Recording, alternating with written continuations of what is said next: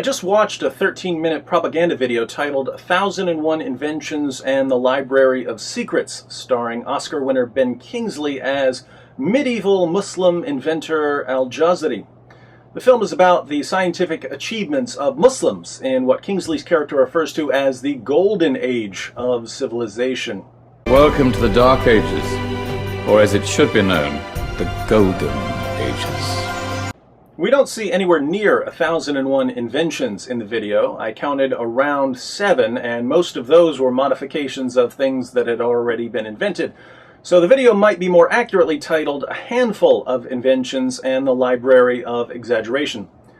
The film is part of a touring exhibition that's been visited by millions of people and is currently featured at the National Geographic Museum in Washington, D.C.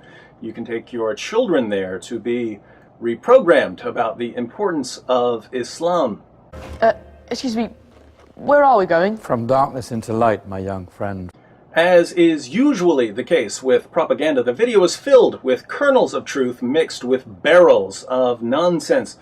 I'll be the first to admit that certain Muslims during the Middle Ages made some interesting contributions to science. The problem I have with these Islamic supremacist videos is that they tend to make it sound as if the Renaissance and the scientific revolution and pretty much all Western progress came from Islam.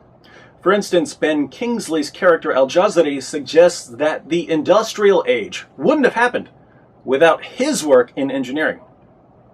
In fact, I've no idea how the Industrial Revolution could have happened hundreds of years later without such a device. Not that I ever get the credit I deserve.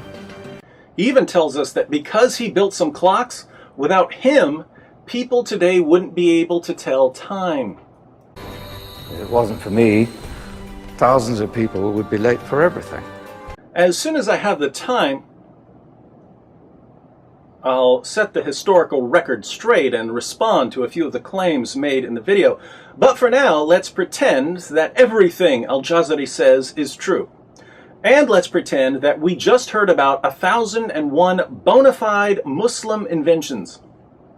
As we sit here, filled with awe and wonder, we can't help but ask, why did Muslims in the Middle Ages make such amazing scientific discoveries? How did they build this golden age of culture and learning?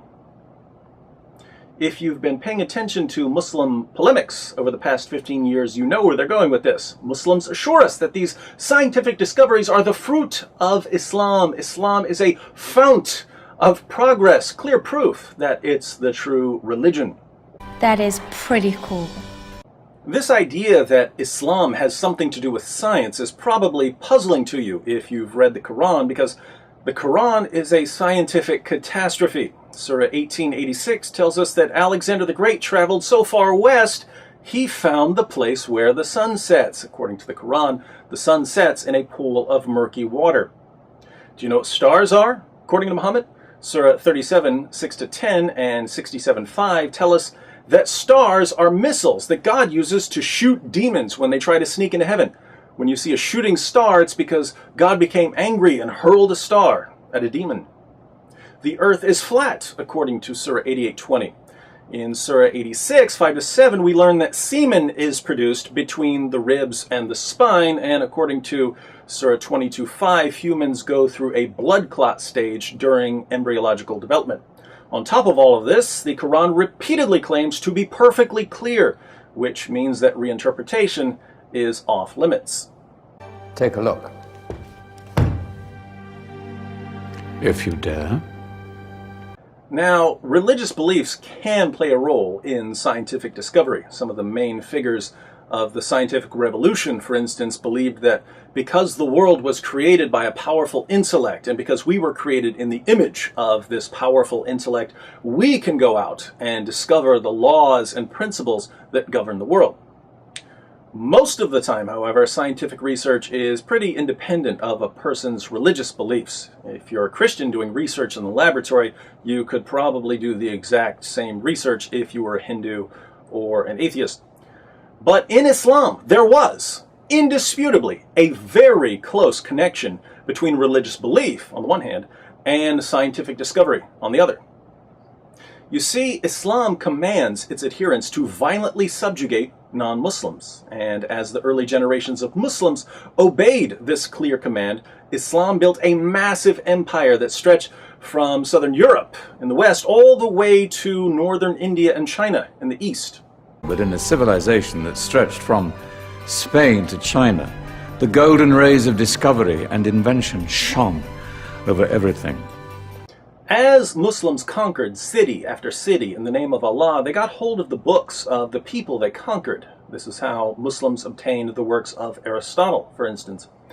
Muslims gained knowledge by subjugating people who already had it, and with this constant influx of new ideas and new information into their empire, some Muslims did absorb the material and reflect on it, and in many instances develop it even further.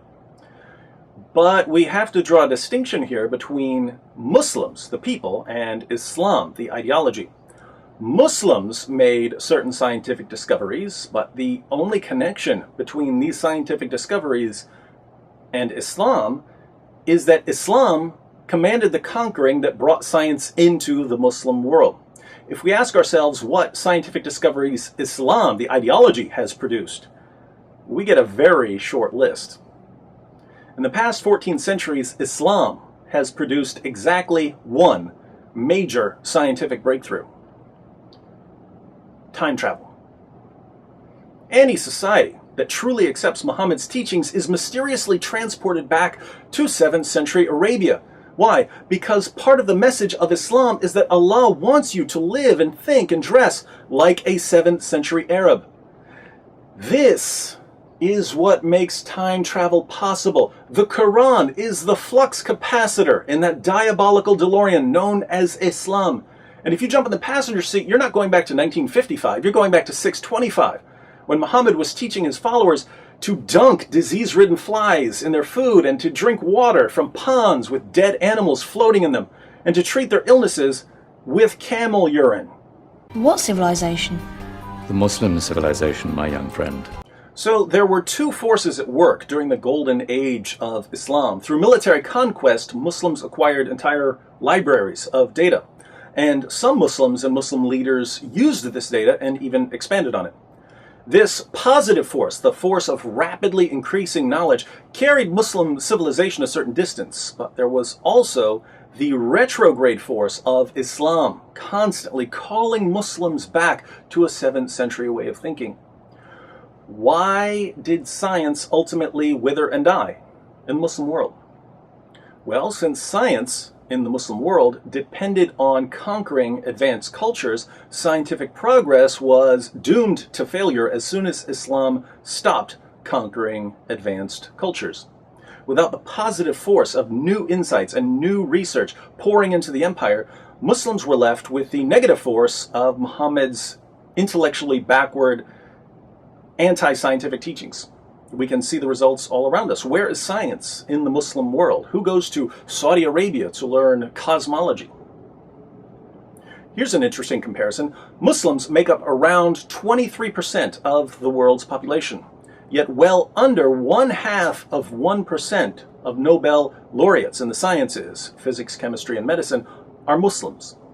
By contrast, Jews make up well under 1/2% of the world's population, yet around 23% of Nobel laureates in the sciences are Jews. What impact did your era have on the modern world? Muslims today look around the world and see that their contribution to science is disproportionately small compared to that of other groups, and they're suffering from what can only be called science envy. But instead of looking at the root of their problem, Muhammad's teachings in the Quran and the Hadith, Muslims are busy trying to convince us that our scientific achievements are rooted in Muslim scientific achievements, and that the Muslim contribution to science is therefore much larger than it seems. And remember, spread the word. This is a golden age. But let's face it, if I ask, apart from terrorist attacks, what has Islamic culture done for the world? And all Muslims can say is, well, 1,000 years ago, guess what? Their little touring museum doesn't have much to do with modern science. What they've got is the Islamic version of Antiques Roadshow. And as I'll demonstrate in my next video, some of the antiques that our Muslim friends and National Geographic and Ben Kingsley brought to the show, they're fakes.